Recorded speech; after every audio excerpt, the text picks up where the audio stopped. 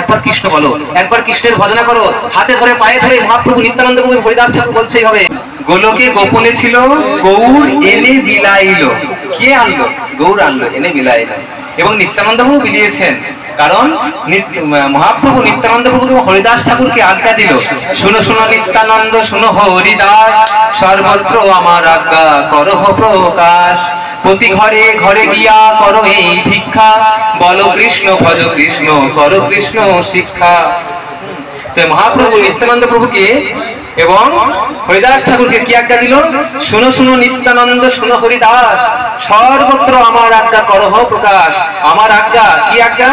না, প্রতি ঘরে ঘরে গিয়া করো এই ভিক্ষা, বলো কৃষ্ণ ভজ কৃষ্ণ করো কৃষ্ণ শিক্ষা। প্রতি ঘরে ঘরে গিয়ে ভিক্ষা করো, একবার কৃষ্ণ বলো, একবার কৃষ্ণের ভজনা করো, হাতে ধরে পায়ে ধরে মহাপ্রভু নিত্যানন্দ প্রভু হরিদাস ঠাকুর বলছেই হবে। আর আমরা তো জগায় মাথায় লীলা সকলেই জানি, মেরেছিস কলসির কানা তাই বলে কি প্রেম দেব না, এটা তো আমরা সকলের মুখে মুখে উচ্চারিত হয়।